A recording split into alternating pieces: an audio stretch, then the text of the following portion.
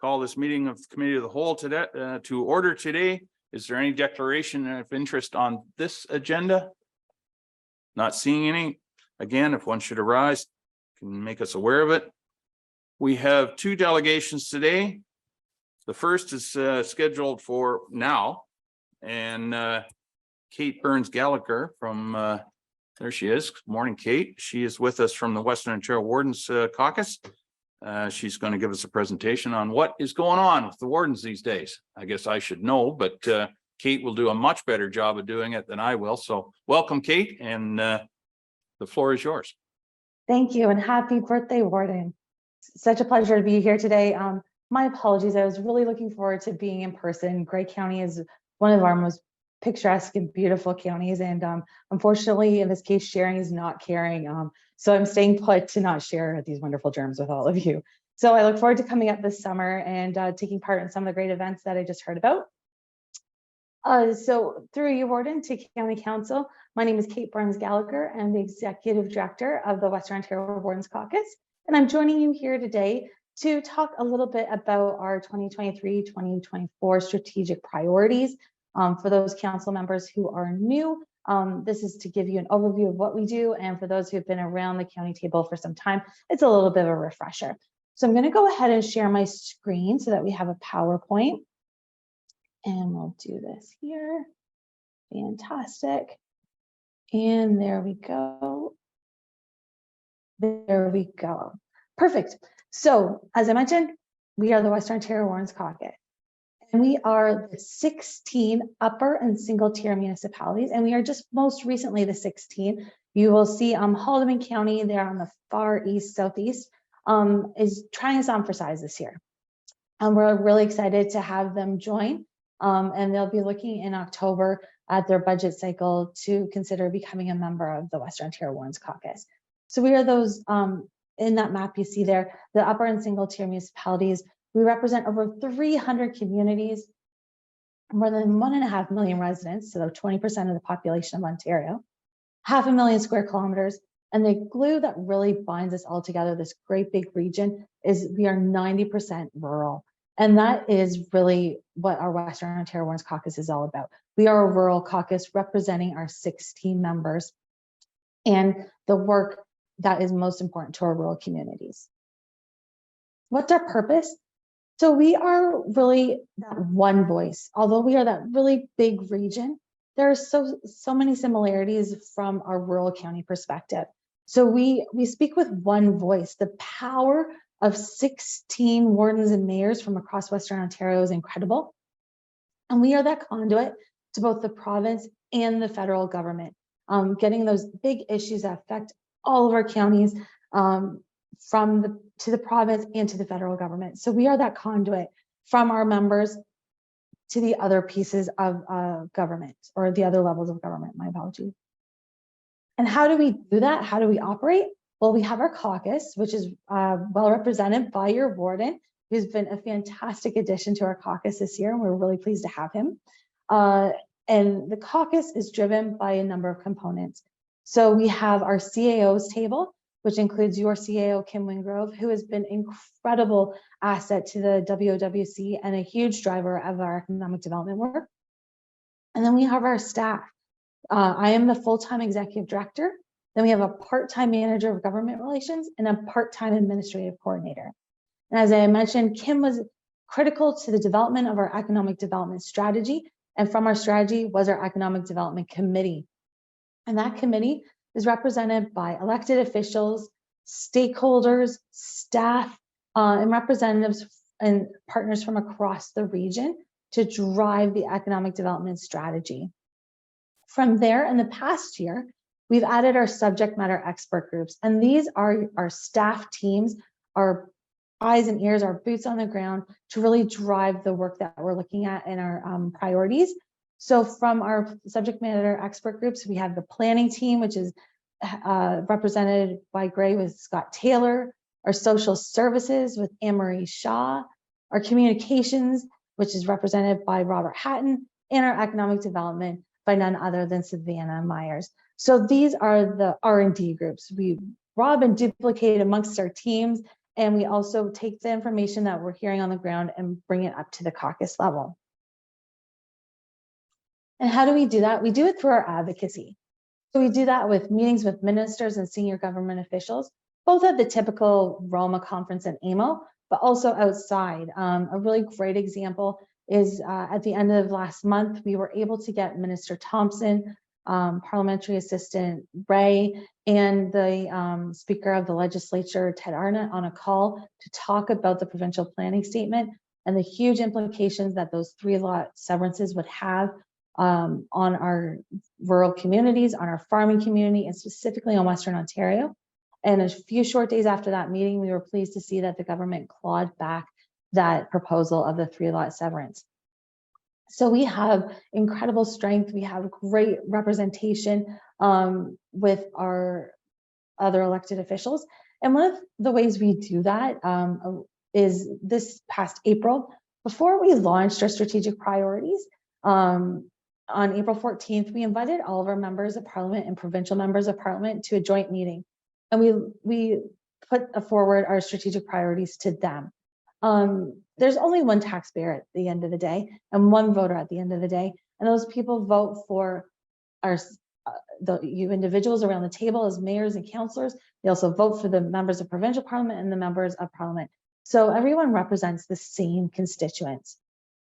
And so those MPs and MPPs can really be our advocates both on Parliament Hill and at Queen's Park.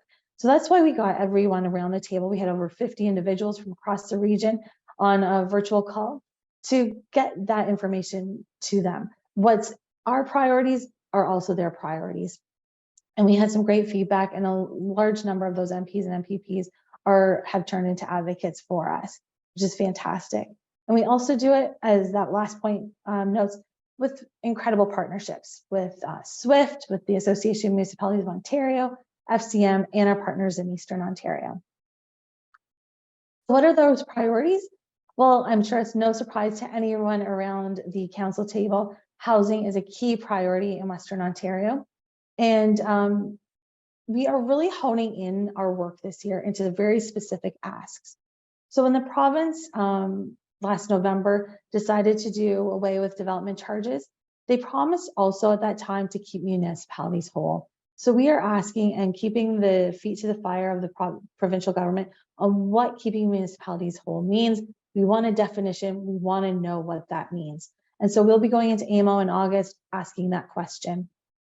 And secondly, Building Homes Fast Track, we know the province has indicated to the 29 fastest growing communities the targets they need to build. As part of our work with the workforce strategy, we also looked at housing. And we know across the region as a whole, we need 174,000 new housing units. And we know per county how many housing units we need. But we want to know what the government expects of us. So we can say, this is how many we need, but how many are you expecting of us? So we want to make sure that those numbers match. And that's another item we'll be talking with the provincial government about in August. Alternatively, on the federal side, on the Housing Accelerator Fund, right now the threshold for applications is 10,000, the population of 10,000 for communities.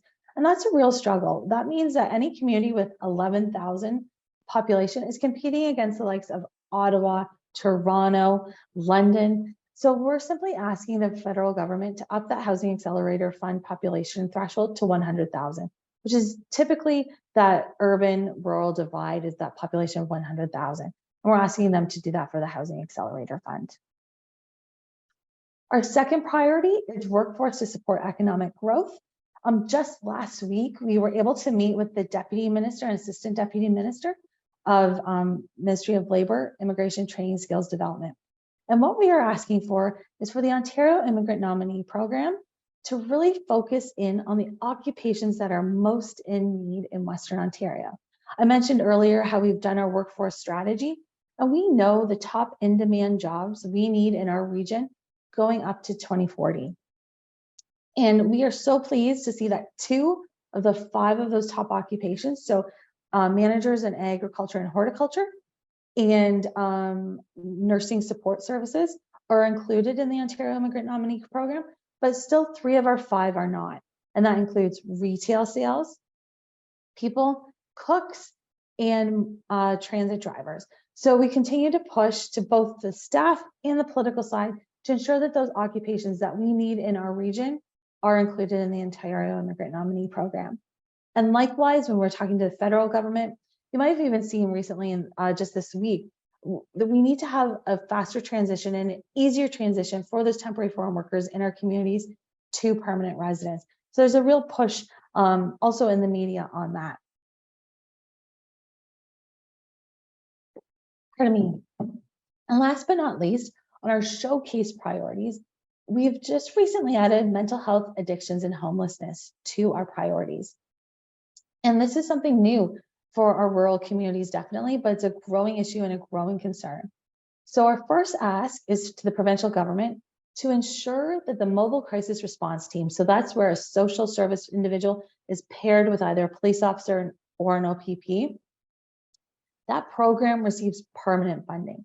Right now it's an application-based funding program, and come March 31st every year, a number of the programs don't know if they get to continue on April 1st. So we're asking for permanent funding for that program because that program is seeing incredible benefit to our rural communities. And secondly, we are asking for a dedicated rural stream for the homelessness prevention program.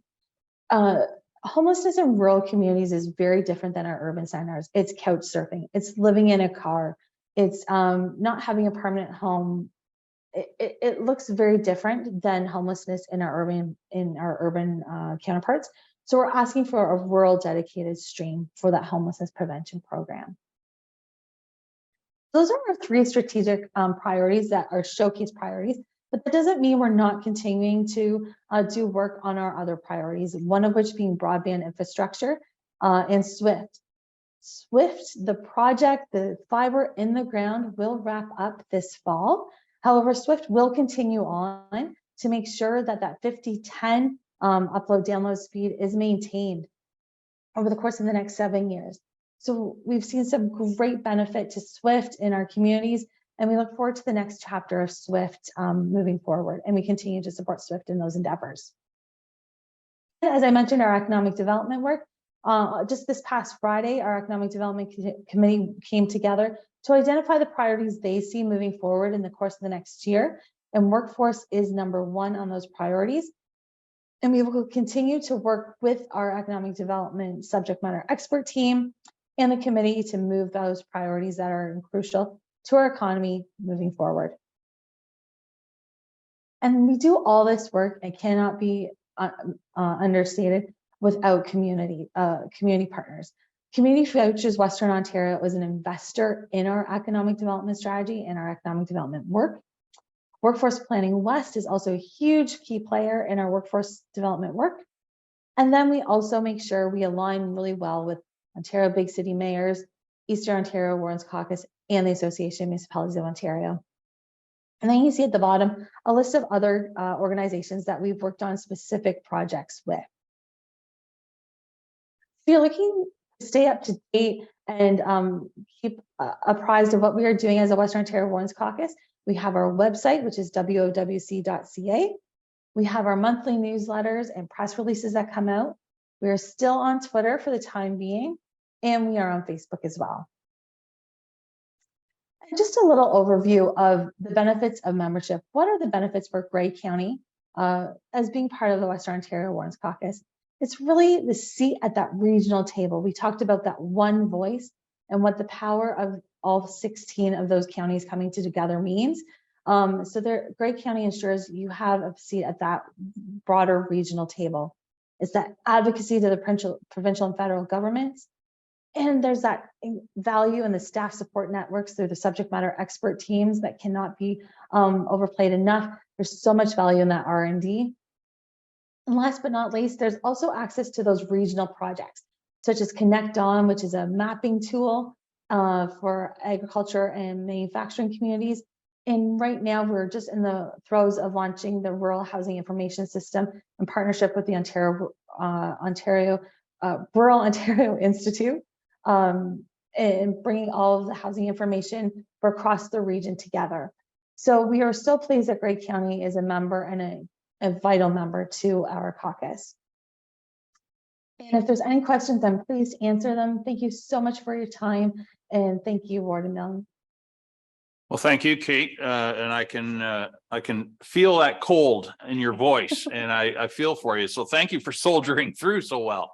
Are there any questions for Kate from the council?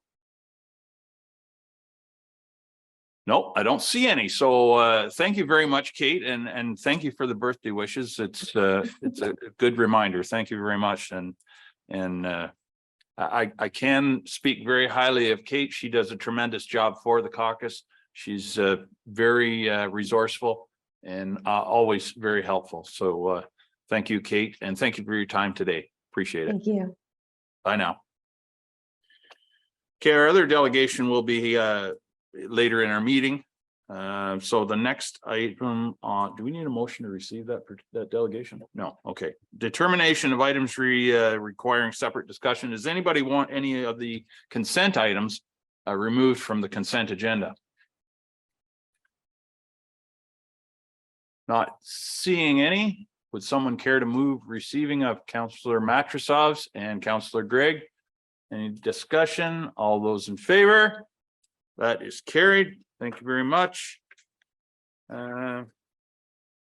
Items for direction and discussion.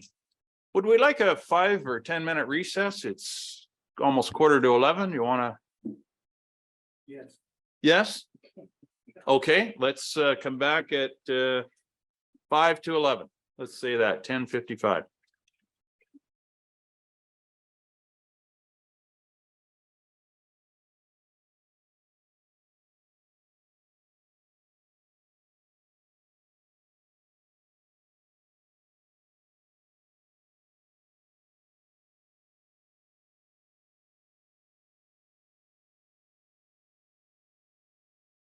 Our first item for direction and discussion is Grey Roots operating, or this year's operating plan progress update, and Jill Patterson is here to give us that report.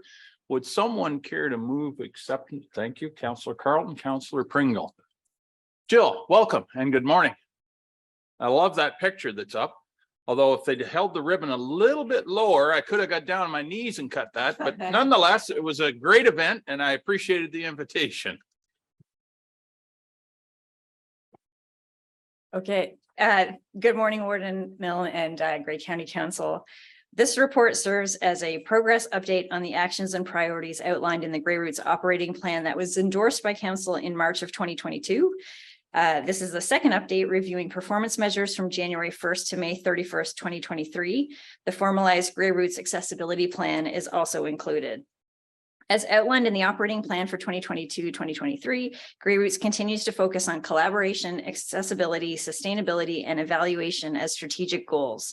The following items provide examples of initiatives and actions taken in the last 7 months in support of these goals. So to start with our first goal of collaboration, we can go to our next slide. Oh, I can go to the next slide. Can I? Oh, there we go. Oh, there we go. Thank you.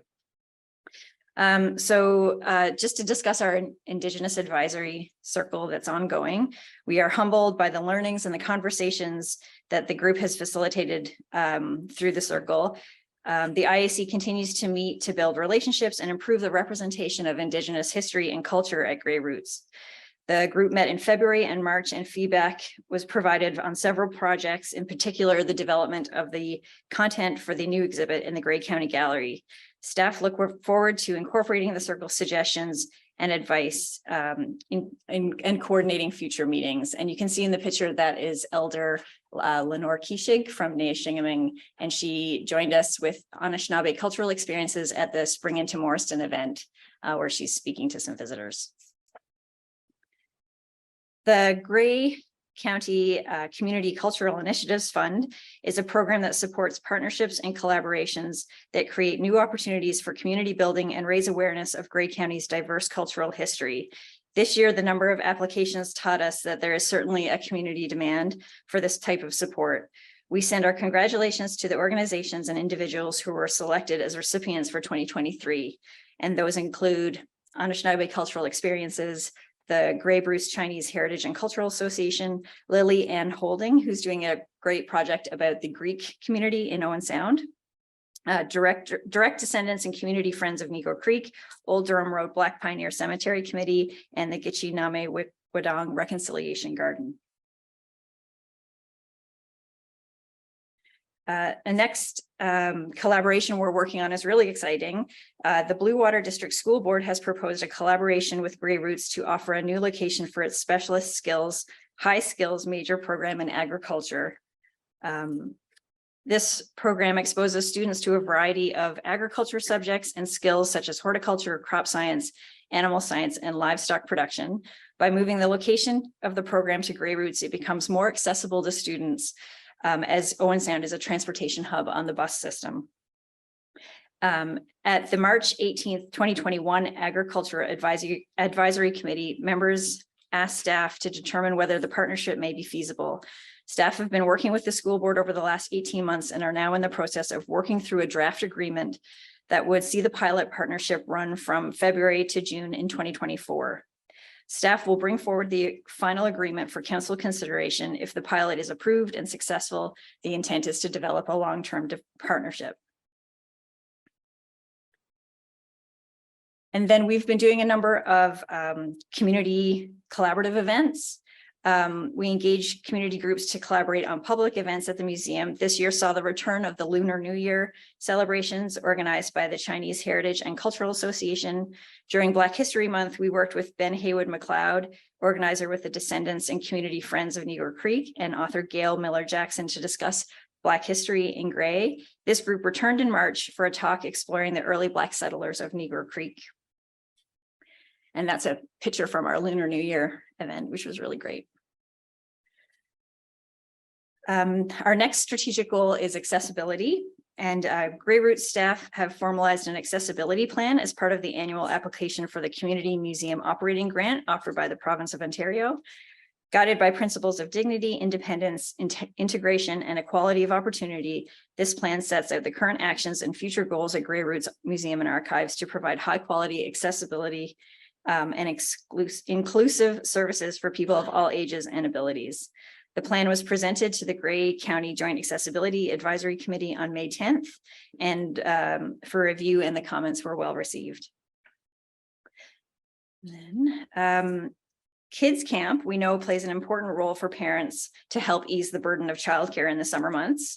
And staff will continue a collaboration with the Blue Water District School Board on an inclusive, integrated community initiative to offer kids camp spaces to children with individual education plans or diagnoses that may often exclude them from summer camp experiences. Kids camp staff will work with the school board staff to create a positive integrated camp experiences for those participants. And then to speak of some accessibility of our collections, archives have a few digitization projects that have come into effect. Images from glass plates and film have been digitized and are available to view on the archives database. The negatives of the work are the work of two Owen Sound photographers from the mid-19th and early 20th centuries. And they show local streetscapes and harbor scenes and vessels and more. Also, select Grey County archival records were digitized with the support of a provincial municipal modernization program fund. Currently, the records are not publicly accessible, but have improved the efficiency of internal research. Opportunities to provide public access will be explored in the future. And then our last strategic goal, our next one is sustainability. And Grey Roots has looked for opportunities to improve the sustainability of our environment and business practices. We've replaced 6 heat pumps in the museum building that were part of the building condition assessment and the equipment life cycle. The new heat pump technology is expected to increase efficiency of energy use and should positively impact utility costs. And I know Ted Noble has already looked at the graphs and he's really excited about the positive use of energy there. We've also been working with our engagement staff to develop a number of new paid programming options to better utilize the space and staff resources. To optimize the space in our 75 theater 75-seat theater at Grey Roots, staff have curated a popular concert series called Our Roots Are Showing. The 4-concert series featured a variety of talented creative artists from the local area, and all shows have been very well attended. In the first quarter of 2023, staff developed 23 paid family programs for all ages and interests, and the program model encourages more visitation through the door as families attend together, and we can replicate those programs. While this is our second year of offering Spring into Morriston, this year was the first time we applied an admission fee. The event targeted families and offered a variety of children's activities and performers and experiences, and we welcomed more than 600 visitors and on that day, and staff will continue to hone this spring event in the future years. And then on to our last strategic goal. Grey Roots has been participating in the development of the new Economic Development, Tourism and Culture Strategic Master Plan, which will include a 10-year vision and 5-year action plan for Grey Roots Museum and Archives. In March, a focus group was held with representative stakeholders, volunteers, and visitors to gather as much feedback as possible. We also offered an online survey, and a visioning session was held with members of the Indigenous Advisory Circle. In April, the feedback was further refined at a staff and stakeholder strategic working session, while the work to mold the public comments into realistic actions is ongoing. The response thus far has been encouraging and highlights an interest in increased interactivity and inclusion at Grey Roots.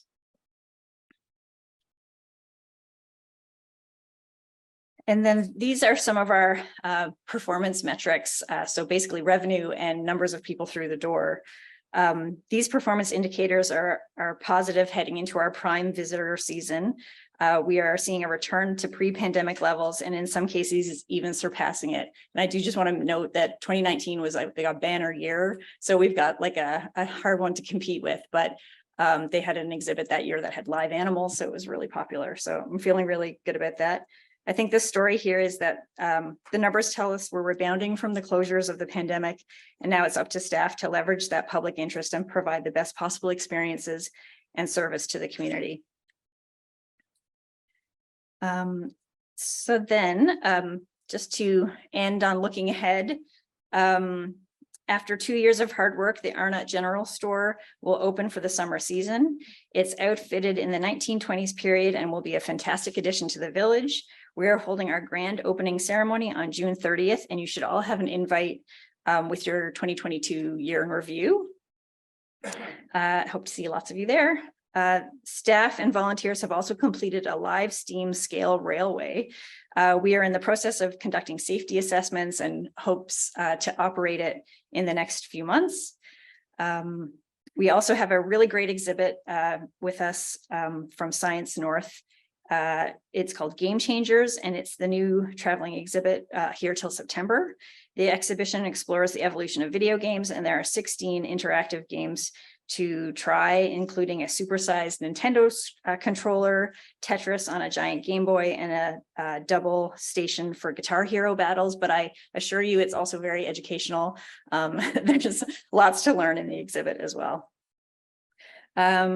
Grey Roots is proud to be working with the Emancipation Festival again on the Speakers Corner event at Grey Roots on August 4th and the Gospel Sunday event on August 6th at Morriston Heritage Village.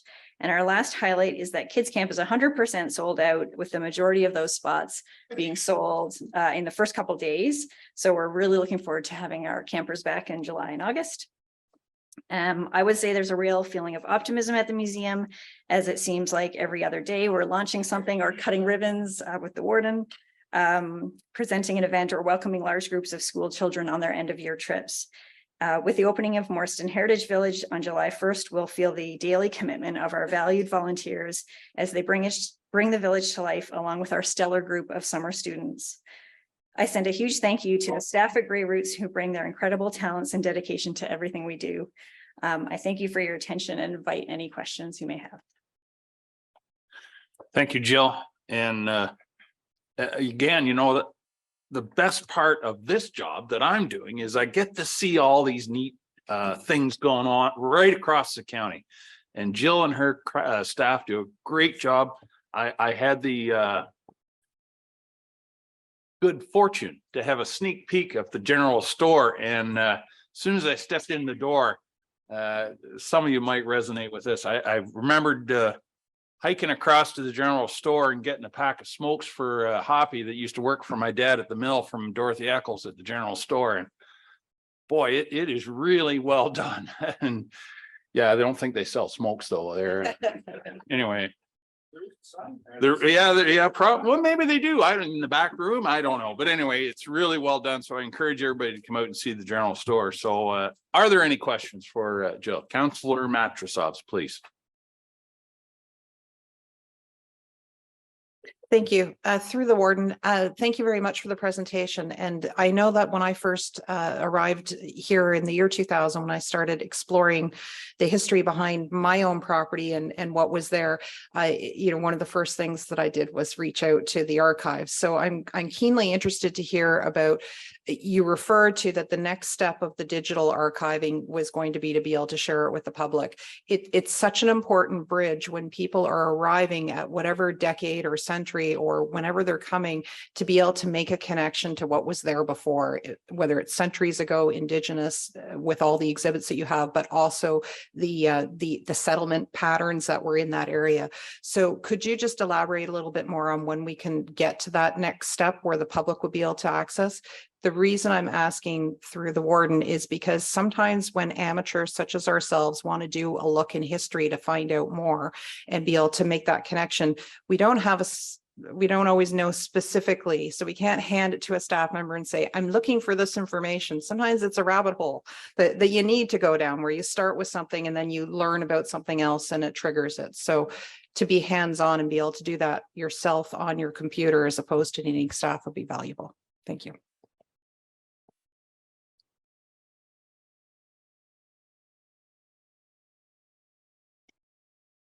Thank you for the question. I would say we're at a really great time to talk about that as we go through our strategic plan, and we can put that as a priority and try to think through what it would take, what kind of infrastructure we would need on our website, work with our colleagues in IT to sort that out, and think about what records would be most interesting to people and what would be the types of records that people tend to want to see the most, and how do we find a way to make those most accessible. But I think you're right. There's that rabbit hole always happens. And we're so lucky to have Karen Noble as the archivist at Grey Roots because she has it in her head often. So really lucky to have that expertise, but it is something we can look to set as a priority and then build the resources around it that we need.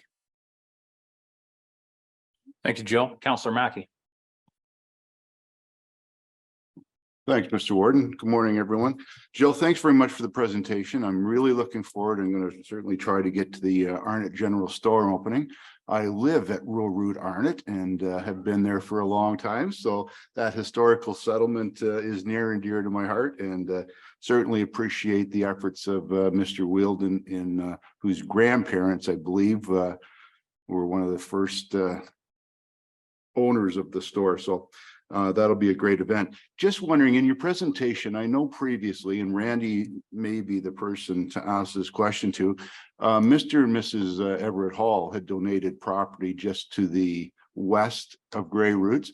Just wondering where the development and the collaboration with Grey County is in regards to that and the potential that the Ag Societies in Grey Roots may have going forward. Thanks.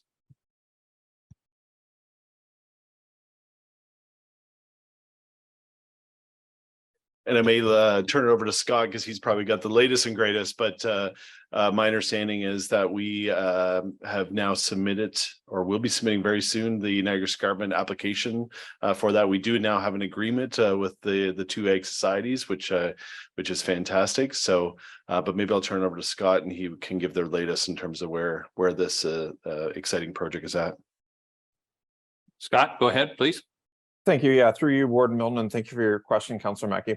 Yeah, just to build off what Randy was saying, we are very close to submitting the application. We've been working with the two Ag Societies as well as the school board, and Jill highlighted in her presentation that they're looking at bringing the Chesley High Skills Major program to Grey Roots, and that's sort of a two-phase thing. One is to bring it there in the near future. And the second phase would be if that Niagara Escarpment Plan Amendment application gets approved by the Niagara Escarpment Commission, then it would utilize facilities both on the Grey Root site and what's being called the Rawls property, which is the Hall property that you referenced. So it's not moved as quickly as we would have hoped, but we're still hopeful that it's going to be a good partnership between Grey Roots, the two ag societies, who at some point might become one ag society, and the school board in that regard, all through the generous donation from the Hall. So certainly happy to follow up if there's any further questions, but that's the high level summary at this stage. Thanks, Scott. Kim, did you have something? If you would share that, please, Tara. Thanks, it's up. So just to another just shout out to the archives and the wealth of information there and just the gems that you can find. This was I love dogs, so I did a 2-second search in the archives just while we were chatting here to see what I could see. And there's many lovely pictures of dogs and cats, and you can tell what a wonderful part of people's families they have been since the beginning of time. But this is Agnes McPhail and her dog. And I just thought I would share that with you, but there's all kinds of things like that. And it's really incredible. And if you ever needed a family activity on a rainy day, playing around in the archives can be super fun. So I just want to thank Jill and her staff for everything that they do. It's wonderful. Thanks. Thank you, Kim. Any other? Councillor McKay. Thank you. First of all, that parcel of land at Grey Roots, hopefully we'll keep pushing to get it through. I met this morning with a couple of, Everett Hall, who gave the land over, and then Henry Feenstra, who's a big pusher to get this going. So, they've spent 10 years out of their life trying to get this going. So, because the rural fall fairs are falling in between, and they want to get one fair that will look after the whole part of Grey County. So the more we can help them out, the better. Also on Arnott Hall, I was born and raised on the second hall in the farm, and used to go up to the store pretty well every day after collecting a 3-cent pop bottle off the side of the road so I get my candy. I think I have a lot of pictures at home off the farm from way back when.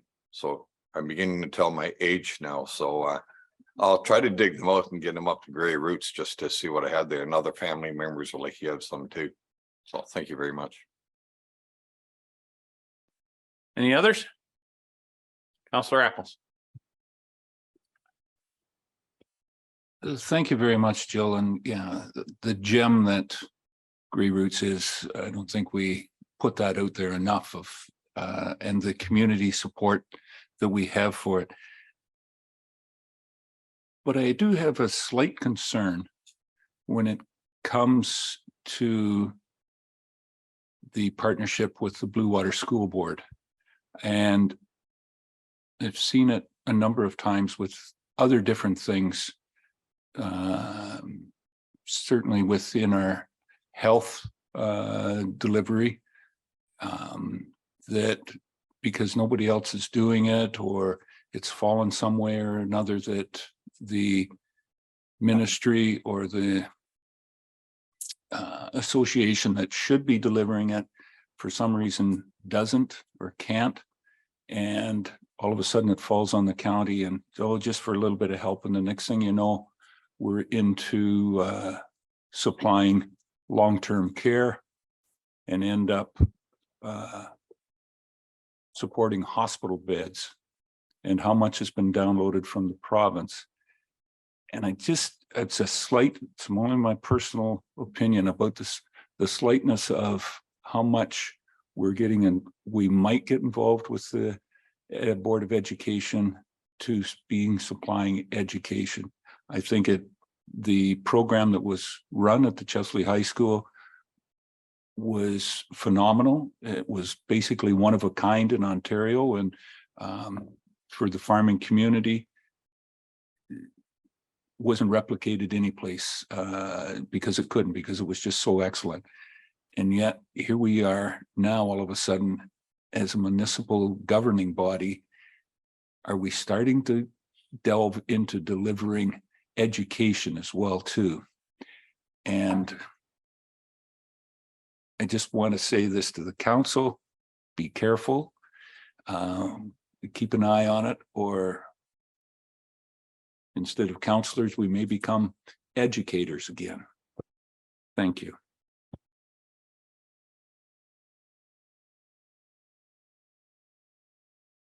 Thank you for the question. I can just assure you that it is a partnership in that the Blue Water District School Board is still delivering the program, and we're kind of delivering the space and making sure it's accessible for them. So yeah, we don't pretend to have any expertise in animal husbandry. So we're really happy to have their buy-in and partnership on that. So so I hope that waylays some fears. Thank you, Jill. Any other questions? Okay, well, with that, I'll thank you very much, Jill, for your presentation. We're very much appreciated. All those in favor of receiving the presentation? That is carried. Thank you very much.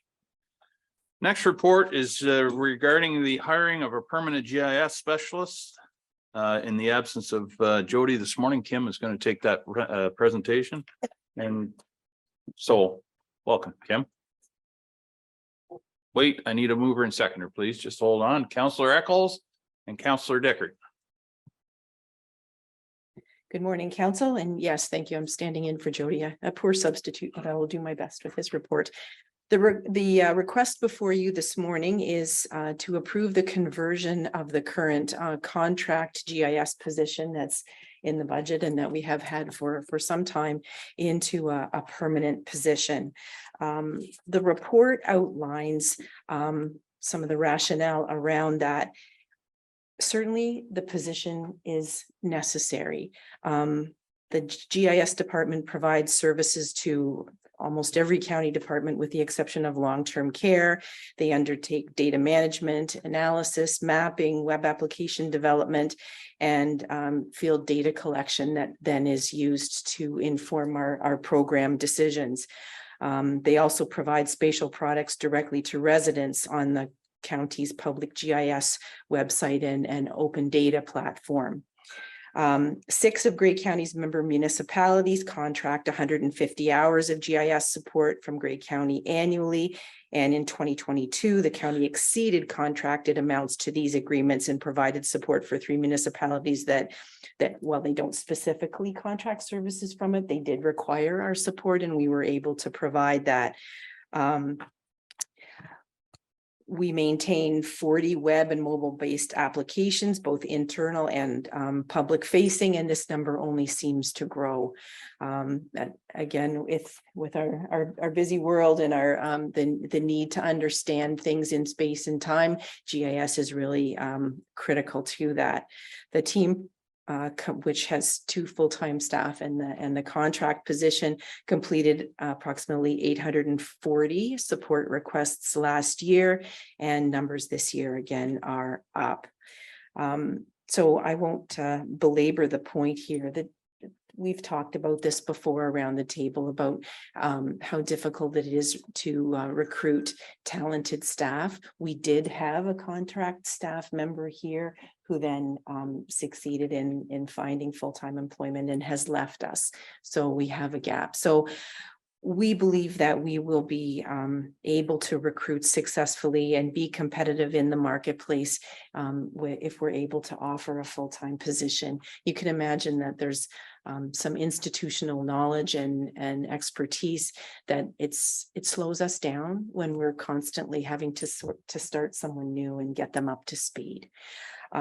As far as the financial implications of doing that, we don't anticipate that there would be any in 2023, but you would be looking at in the 2024 budget somewhere in the neighborhood of between $3,000 and $13,000 next year, just depending on the band that the new person would come in at. And that's kind of dependent on their seniority and their level of experience. I'm happy to take any questions. Thank you, Kim. Are there any questions? Councillor Gregg. Through you, Warden. My only question is, in terms of evaluating the project on a long-term or ongoing basis, how is that done? Because I know just perhaps more at the municipal level, there are certain areas of focus probably where we're lacking for GIS need right now, and it's more of a preeminent priority. But once we achieve a lot of that work that needs done, do we reevaluate then the role in 3 years to say, okay, we've met a lot of that criteria right off the bat, and we're looking for now things to fill the role, or how I guess the ongoing aspect of the role, just being that so much of it locally is locates, and the information is poor to very poor. Well, once you get that information to good to excellent, what does it look like in 4 years for the role? Thank you for that question, and I appreciate you asking. My sense of it would be, this is one of those areas where it really never ends, that the demand to keep the information up to date, that there's new applications that demand different data sets or updated data sets. There's new information. I'm thinking of Pat and all of the work in transportation for insurance and engineering requirements. It's ongoing, and has only, in the time that we've been involved in GIS, has only just continued to increase. Any other questions? Not seeing any. All those in favor? That is carried. Thank you, Kim. Moving on to the next report is regarding our 2022 investment report. Councillor Bordenrew, would you care to move that? Thank you. Councillor DeBreen, would you like to second? Thank you. Mary Lou.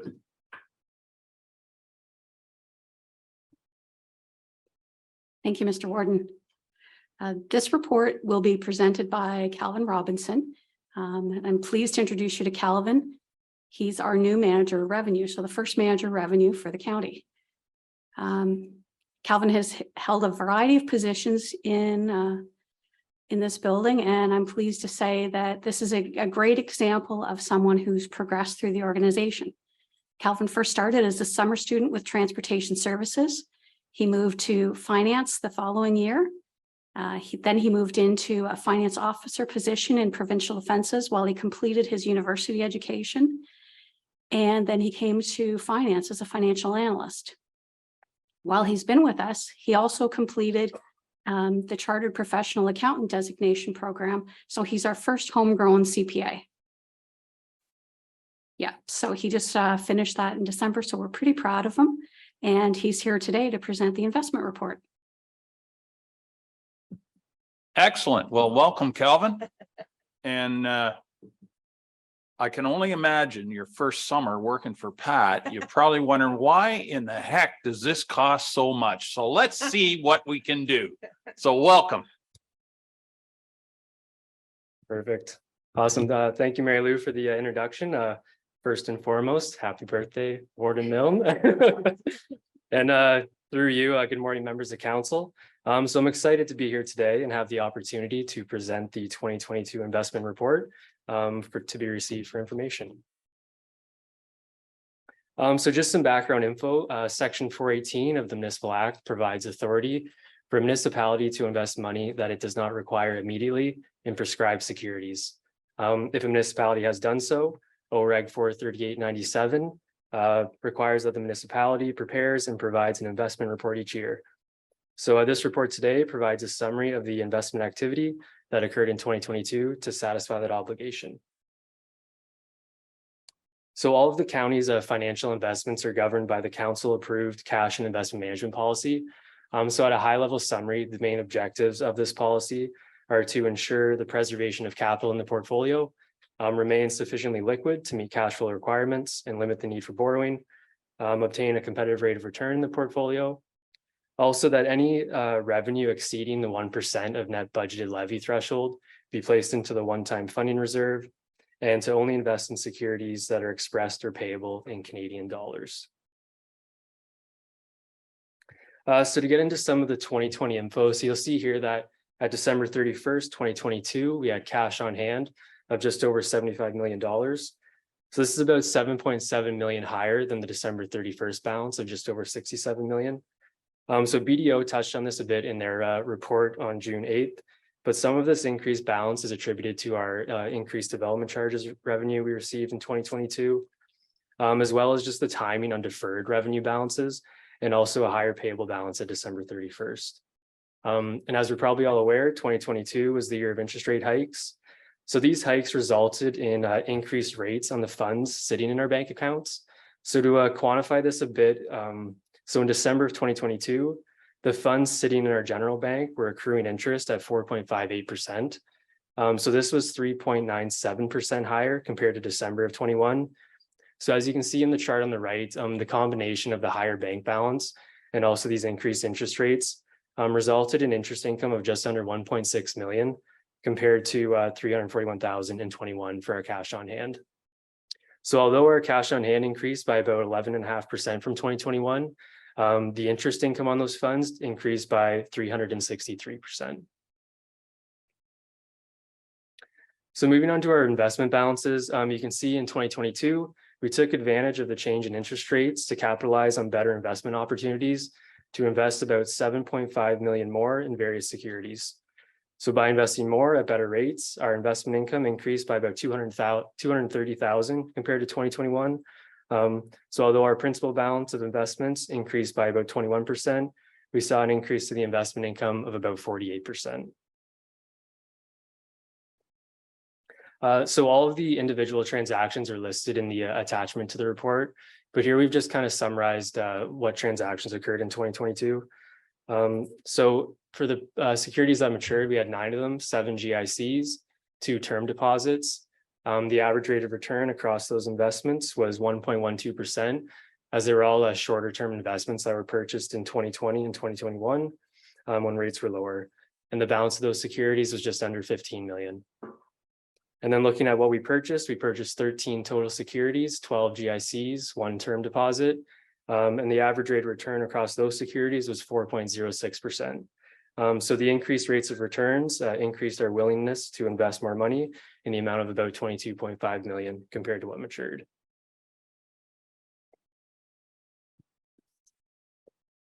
So to look at our entire portfolio as a whole at December 31st, we had a 63.45% in cash on hand, 30.78% in short-term investments, which range from 1 to 3 years, and 5.77% in long-term investments of 4 years and above.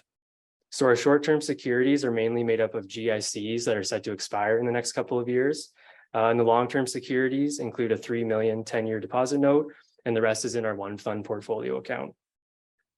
So when comparing the weighted average across these term maturities, you can see that the highest return, 3.36%, next to the cash on hand at 2.32, and long-term at 1.83. So we've also listed here what the funds are that are invested in each. So the cash on hand and short-term securities is cash to meet our general cash flow requirements, as well as reserve funds to be used in the short term. And our long-term investments are reserves and reserve funds invested to try and meet the expected use of those reserve funds. And so here we've just kind of given a visual of how the portfolio has changed year to year. So you can see we've increased our cash on hand and investments by about 15 million or 15% from 21 to 22, and increased our investment income on those funds by about 1.5 million or 179%. So it is important to note here that that balance of 118 million, it does include about 26.5 million in development charges. And we have that budgeted about 14.5 to be used in 2023. And it's also made up of planned contributions to reserve to incrementally fund future projects internally to try and limit our borrowing in the future. So when we collect these funds for those future projects, it's our goal to maximize these funds and make sure they're working for us through investment strategies to just maximize the returns until those future funds are needed. And so we also just want to give a quick update on some of our next steps this year in terms of investments. So I mentioned earlier that the county's investments are governed by the council approved cash and investment management policy. So this policy was created and passed by council in 2009. Although many of the statutory items still apply today, we feel it's a good time to update that policy as we've seen many changes in the economy and investment world.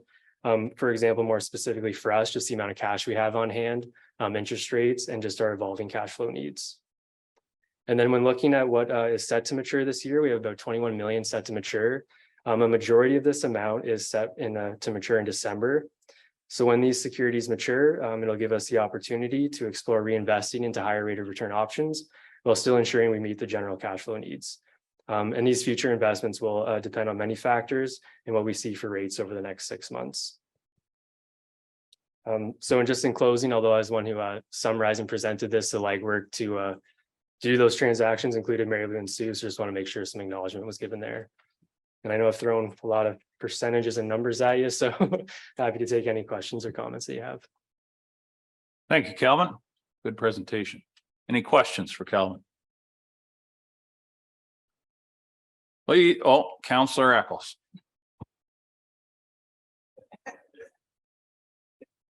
No, I just on page 62, total investments, $712,420, 36.55. I guess I'm a bit old school. Instead of going down through everything, I just looked at that and went, holy, this guy needs a raise. He's getting 36.5% on it. And then I was realized that, no, that's just part of the percentage of the portfolio. So, because you didn't put the percentage of the average in that one. And I went, but good report and welcome aboard. Thank you. Yeah, just remember he started in TAPS, so it doesn't make him a bad person though. We'll continue to work with him. Yeah, he's gonna stay. He's a good one. Thank you, Calvin. I don't see any other question. Oh, Councillor Mackey.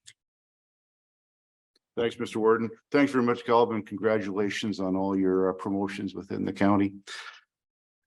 So looking through this, and it's certainly good to see that some people in the county, being one of them, are getting the benefit of high interest rates. It's certainly affecting a lot of others in a negative way.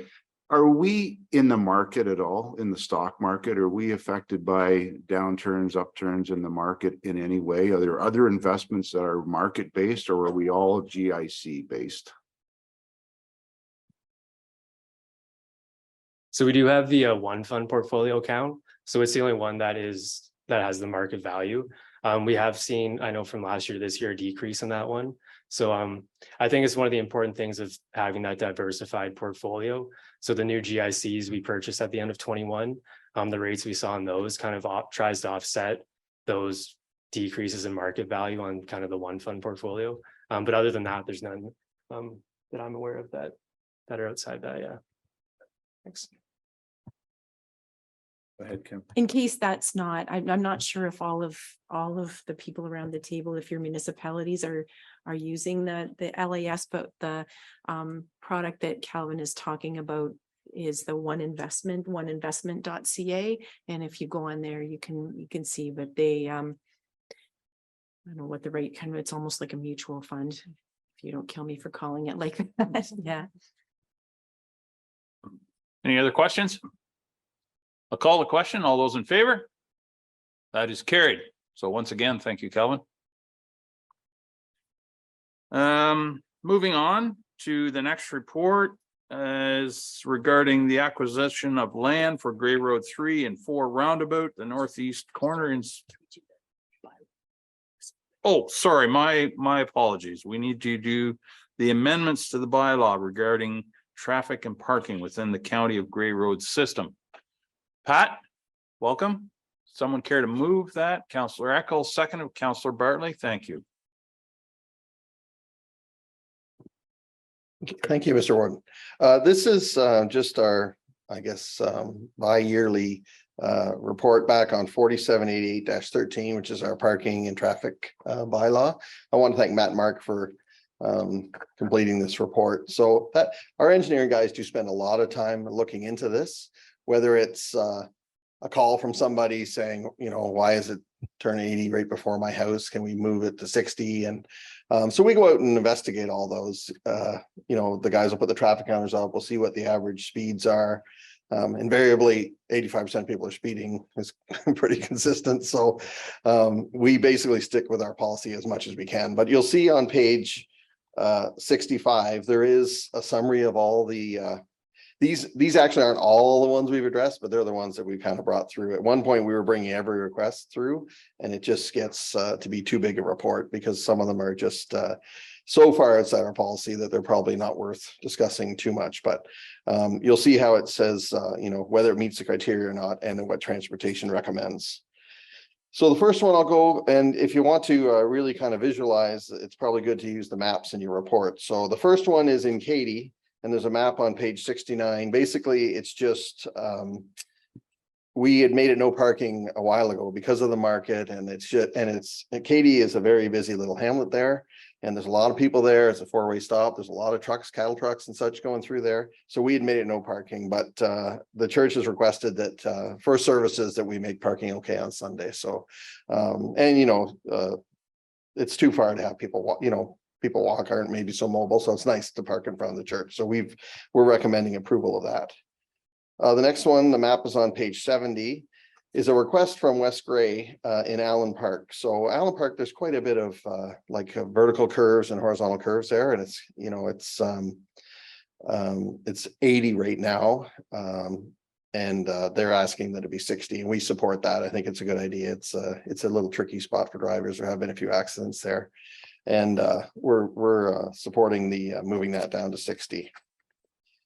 On page 71, it was a request from a resident as well. And you'll see we don't really have anything in our policy about moving lower speeds out to the edge of say a settlement area. But in general, we have been doing that in quite a few places. It almost, you know, we get a lot of people that are really, you know, they don't slow it. You're going 80, you're going 100, it slows to 50. By the time you get into where the houses are, they're going 80, not 50. So residents really seem to like that speed limit is, at least the ones that call us seem to really like that the slow area is farther out. It does sometimes feel a little strange when you think, well, why am I going 50 here? Like there's nothing around. But we found a lot of them we've moved out to the edge of the settlement area. So we're supportive of that as a general principle, so people don't have to jam on the brakes and they can start slowing down to get to, you know, where the busier streets and that pedestrians and that type of thing are. Similar on page 72, outside of Walters Falls, there's a little area where it goes from 60 to 80. There is a rock cut there where Gray Road 40 meets 29. That is not the greatest thing to see around. It does, I mean, we don't have a history of accidents there. People are very careful sometimes in those intersections that make you feel uncomfortable. But we promote moving that down to 60 just to give anybody coming out of 40 a little more time to react. And the last one is just kind of a housekeeping on page 73. Owen Sound had made some changes with the developments in going down near the Bayshore. And so we're just making our traffic bylaw meet what they had already enacted. So that's just kind of a housekeeping issue, those three, and we're supporting Owen Sound on that. So I think that's it. If there's more questions or. Thank you, Pat. Any questions on any of those? Councillor Matrosovs. Thank you very much. Through the warden, a question to Director Hoy, or perhaps this may be to my colleagues from West Gray. Just the one in which it does not meet the policy criteria, but it's still being recommended, the extension to the hamlet. Could you please provide some context to an understanding of the nature of that hamlet versus others across Gray County where it warrants bringing it out to the limit? Because you know, population, concentration, what is it? What is it that makes sense for this to be extended? I did hear that that Director Hoy said that this is becoming a more standard practice to go out to the limits, but yes, it provides confusion to those of us driving around in Gray County when it does start way back, and members of the public need to know why this community and not their own.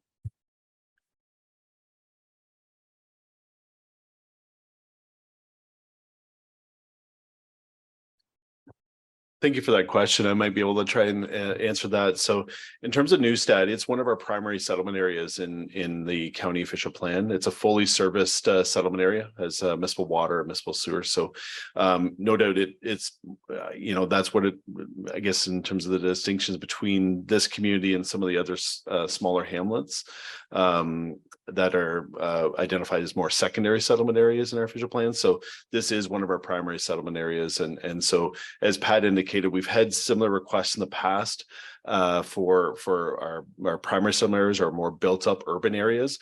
And although this section has not been built up at this stage, we do anticipate that it will be built up, and it's designated and zoned to allow for it to be built up in the future. So so extending it, getting traffic familiar with those speed limit reductions and anticipating that development we hope will happen at some point in the future within this part of Newstead, I think makes sense, and that's why staff are recommending it.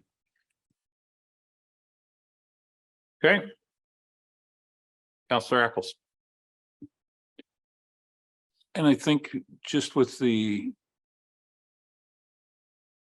line of the road alignment or the factor there, it's been something that's been that way for quite a while with the curves that are there, and the approach as you come literally into the downtown core, it's down a hill and it's still on a curve. And there has been more than one occasion, and I was personally involved in one where the individual, because of winter conditions and whatnot and speed, ended up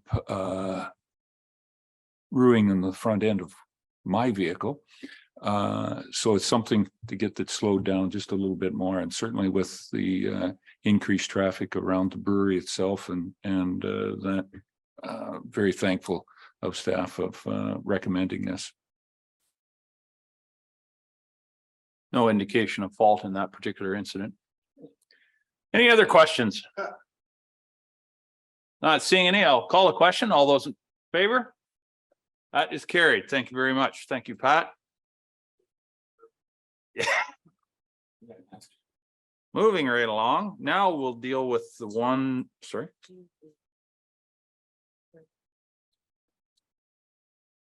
Yeah, want to do that first?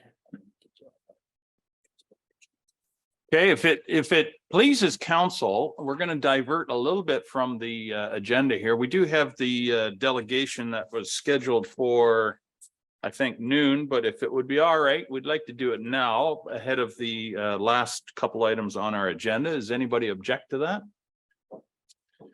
Okay. So what I'd like to do is take a few minutes to recognize and congratulate two well-respected local farmers and leaders in the ag community. On June 11th of this year, Ray Robertson and Brian Gilroy were given the esteemed honor of being inducted into the Ontario Agricultural Hall of Fame for 2023. Unfortunately, Brian couldn't be with us today. However, I'd still like to take a moment to highlight his contributions to agriculture in Grey County and Ontario.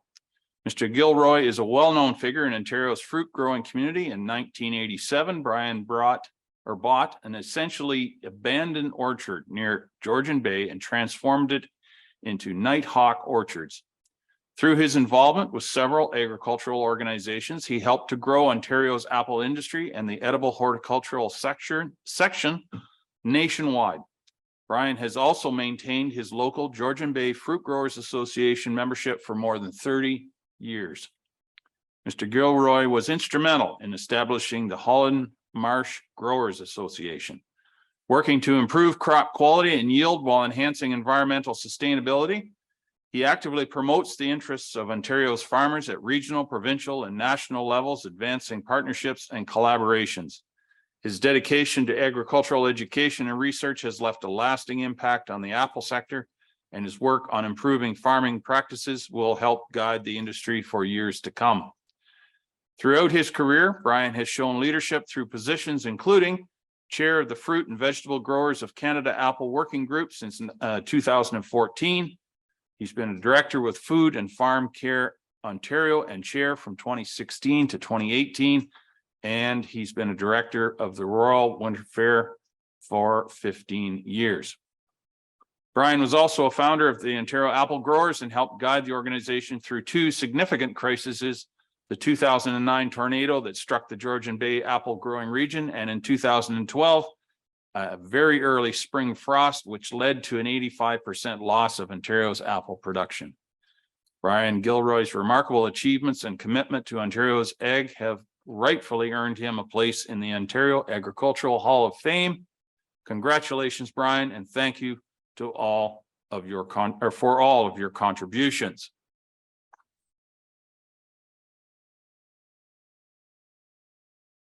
Now, I'm really happy, and I'd like to welcome Ray Robertson up to the podium. Ray, come on up. Ray, we're very happy. Ray, we're very happy you could be here with us today. I'd like to also recognize Lori Smith from Gray Ag Services, who is accompanying Ray today. Welcome, Lori. Mr. Robertson is quite the distinguished figure in the field of agriculture. Ray has made significant contributions to the agricultural sector by promoting agricultural education, implementing innovative farming practices, and demonstrating considerable leadership. He was a founding member of the Canadian Forage and Grasslands Associations and a strong voice for the Ontario Forage Council, where he helped develop the Ontario Hay Marketing Forum. Those efforts opened up many new markets in places as far afield as China, the United Arab Emirates, and Saudi Arabia. Many across Grey County will know Ray from his role as the president and executive director of Grey Agricultural Services, where he plays a crucial role in improving agricultural productivity and sustainability in our region. Ray has also worked with the Ontario Soil and Crop Improvement Association to encourage the adoption of the Environmental Farm Plan and to secure the funding to enhance conservation work on bioengineering and stream bank stabilization techniques. Additionally, Ray's dedication to community involvement and his commitment to the advancement of agricultural practices have earned him recognition and admiration within the industry and across Grey County.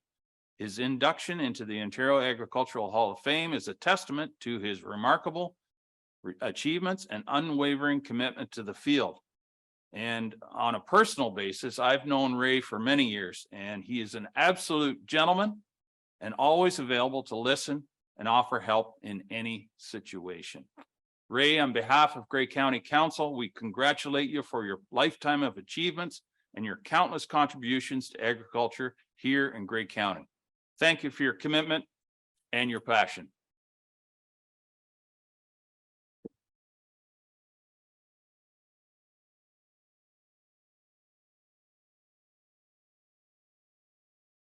Thank you, Ray, and I welcome you to say a few words if you wish. I'll just get Randy, I'll turn the microphone on there.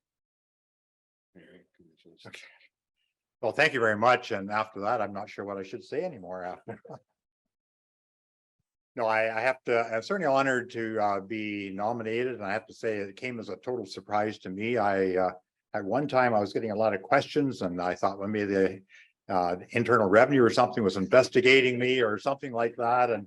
But then I found out, I got it around to, they come around to tell me that maybe I was being nominated for this award and that they had to get more information. There was things that they didn't, some parts that seemed to be missing in what they were talking about. So I got to realize I was being nominated, but beyond that, I thought, well, it's an honor just to be nominated. But I have to say, when you're nominated by your peers, it's pretty humbling, really, and hard to believe it. But I do thank everybody for their help. It's been a great journey for me, really, in the agriculture community. I guess I want to say, if you're born to be a farmer, and if you can take the boy from the farm, but you can't take the farm from the boy. And I've always had a strong interest in agriculture, and most of my life, I guess. I was just thinking the other day, like, how many years really it's been. I don't usually think about that because the time goes so fast, you never even think about it. But I think probably over 50 years I've been involved, because I started in Junior Farmers, and I have to say, some of you are old enough to remember when Junior Farmers was really active in the area.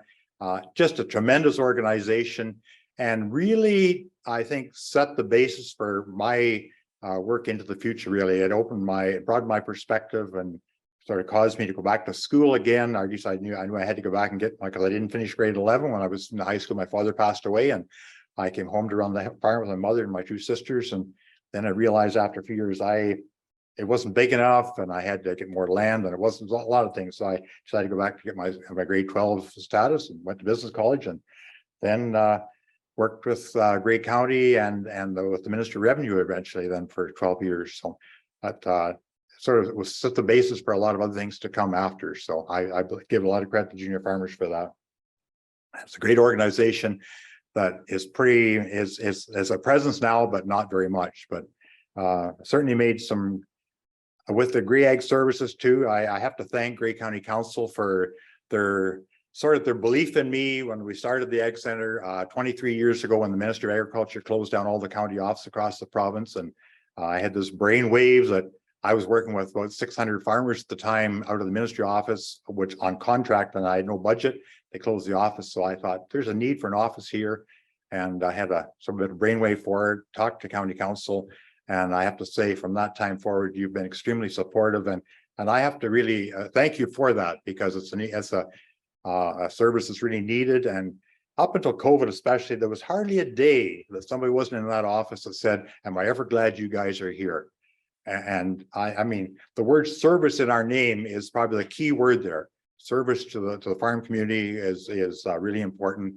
And we really have been able to do that. And I have to compliment the staff. Lori is with me today, just a tremendous lady that has really taken the Ag Center to the next level sort of thing. I really appreciate what she's done, and the other staff, tremendous people there. So I thank the county council for giving me the opportunity to be that voice for agriculture to help in an area. And I have to say, I can't say whether the thousands of people across Grey Bruce, across Ontario, across Canada, and internationally, we've been able to help. Anyway, excuse me, I get a little emotional sometimes. I do want to thank Grey County Council for all your support, and I trust that you will carry on to support the Ag Center long after my days, and support Lori and the staff that we have there. Just a great crew there. So thank you very much.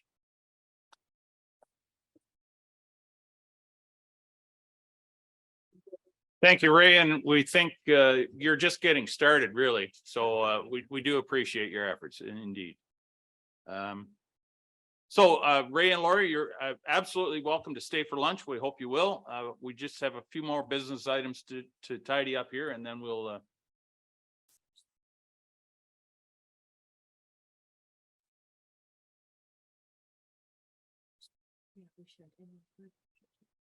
so those that are really in the know up here, that excludes me, are suggesting that we should break for lunch now, which I think is a wonderful idea. And so we'll recess for lunch, and we'll take a couple photos with Ray and Lori, and then we'll reconvene here to finish the business of the day.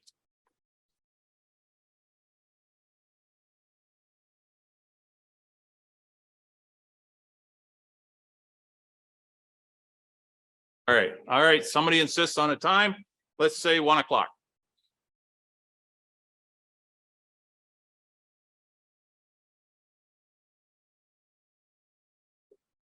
So we have the big thumbs up from the engineers at the back of the room.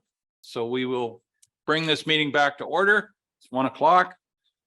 The lunch was tremendous. Thank you very much. I don't know, Madam Clerk.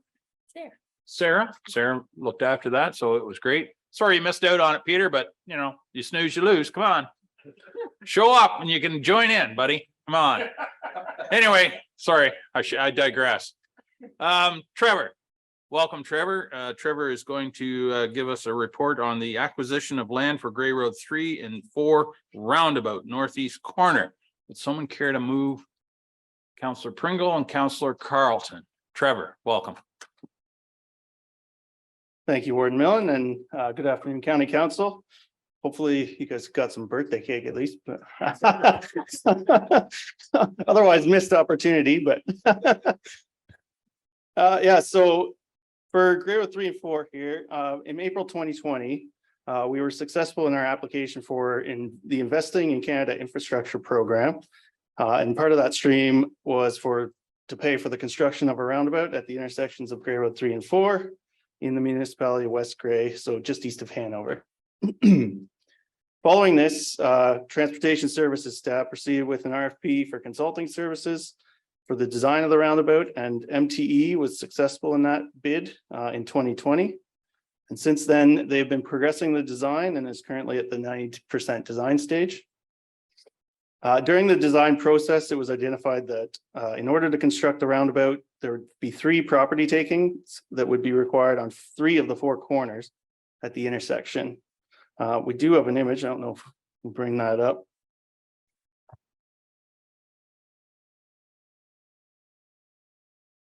Yeah, these would be the 3 kind of property takings here. Now, these lands are identified as areas required for circulating lanes and approaches, the asphalt boulevards, curb and gutter, grading, and also roadside ditching.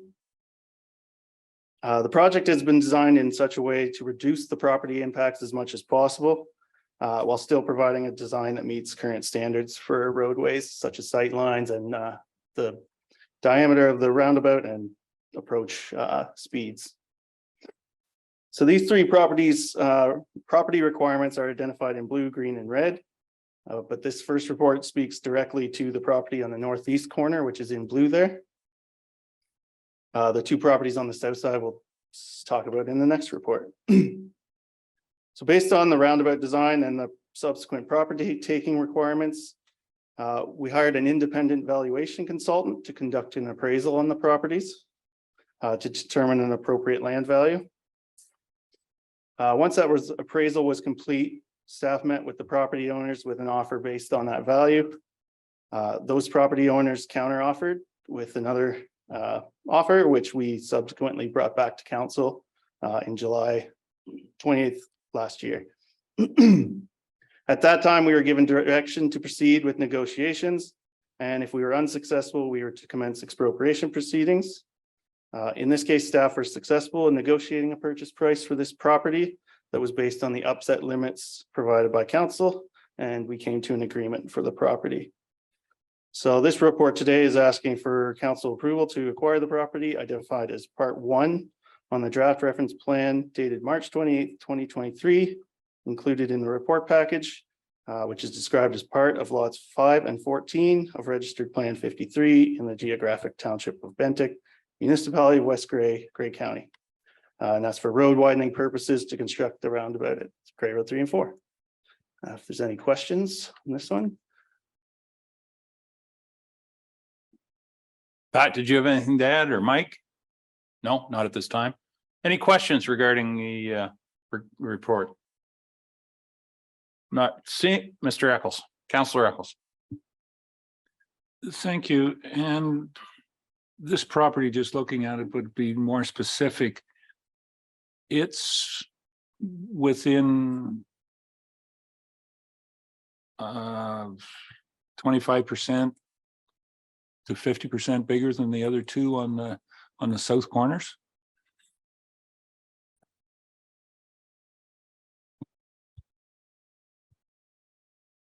Yeah, I believe it is about 20% bigger than the one on the red corner, and almost 80% bigger than the green one.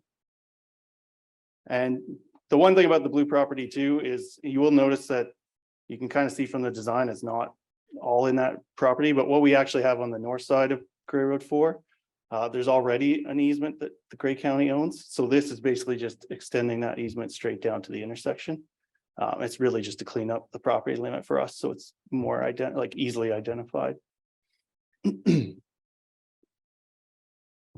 Okay. Any other questions? I'll call the question. All those in favor? That is carried. Thank you very much. Thank you, Trevor. Although don't go too far away.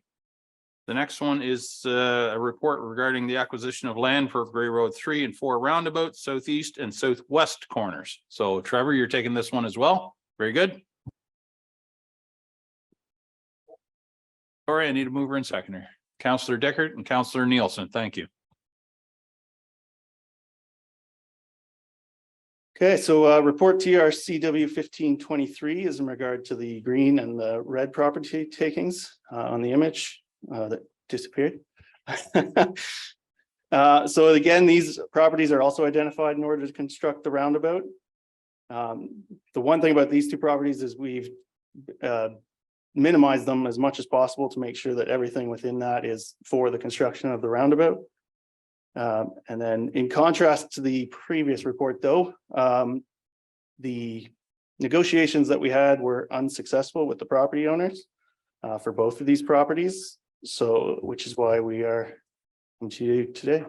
And I'll let Michael talk more about the legal process revolving around that.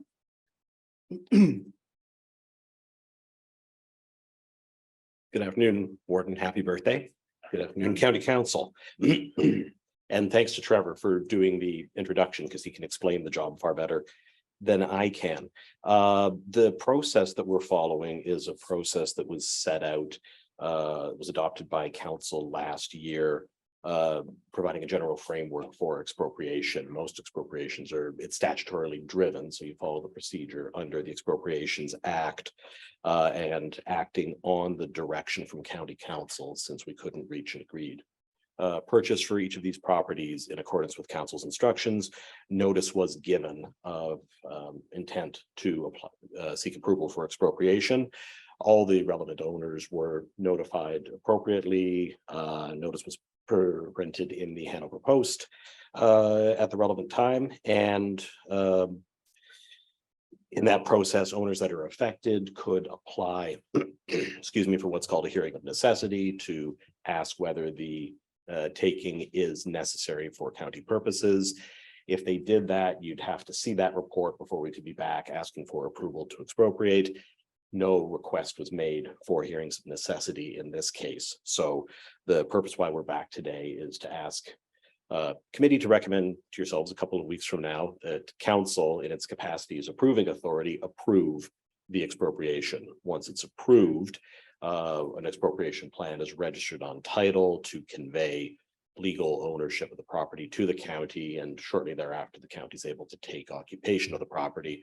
Occupation of the property is necessary to actually proceed with the construction.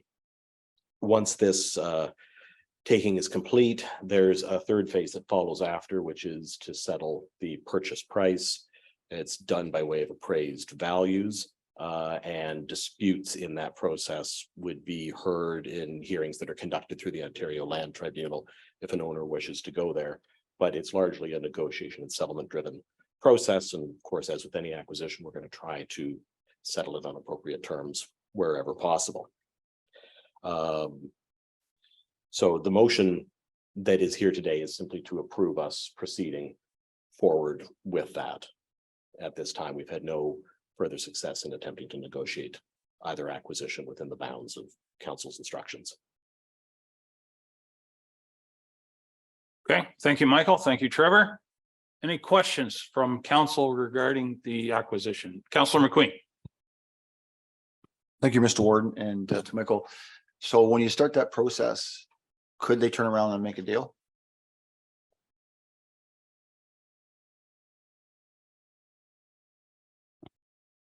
Through you, Mr. Warden, yes, absolutely. We can reach a negotiated settlement at any time up to asking the land tribunal to conclude the value by arbitration. But there's a lot of runway between here and there. So we would always look to try to reach an amicable settlement. To continue, thank you. So sometimes that might spur things on. Is there any reason why they are disputing it generally? Is there any reason? Is there something like, is there a monument there? Or is there something that they don't, or just it's all about value?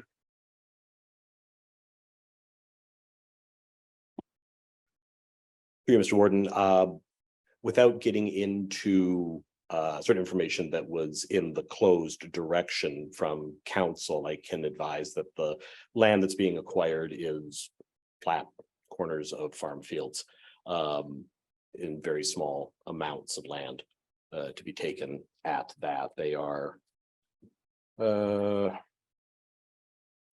sizes here .0194 acres and 0.0810 acres, so less than 1/10 of an acre each. They're small bits of land. So my other question complete. Thank you for that information. About a year or two ago, when we first got an announcement of the grant, there was I'll have the picture up there, but there was an individual that came and spoke to us about a concern about driveway and that. And I assume that looks like you've worked around that house and there's no issue there, because I know they did quite a lengthy delegation to council if those maybe at the time were here. And obviously it's not part of the acquisition, but obviously you came to a settlement.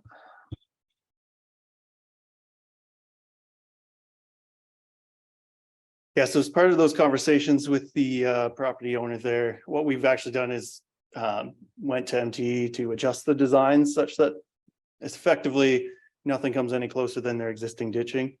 And that in a way has resulted in a little bit of movement towards the south, which probably expands these slightly, but in general, they're still very much, they would have been required either way. It was just how much. And so yeah, we minimized the work kind of on that northwest corner. What kind of worked in our favor is in general, there really wasn't much work on that corner anyway. They had a lot of concerns, and I think it was more just they weren't exactly sure where their property lines necessarily were, which kind of created some confusion. And yeah, so after that, we basically just made it, we're not going any more than the ditch to just make it clear. Yeah. Thank you for that. Any other questions? Not seeing any. I'll call Councillor Eccles.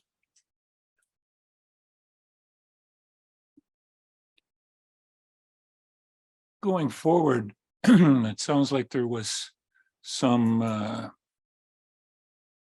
direction given or negotiation runway given in closed session on the property to the northeast. I'll ask the question up front. Is there, in the minds of staff, have you got enough leeway, and or is there anything that needs to be done by council to unhandcuff you during the negotiations?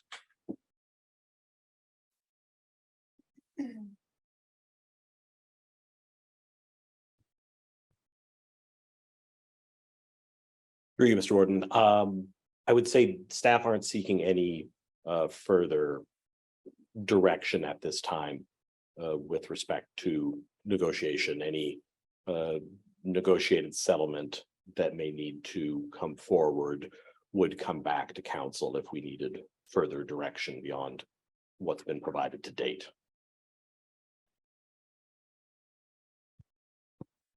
Okay, any further questions?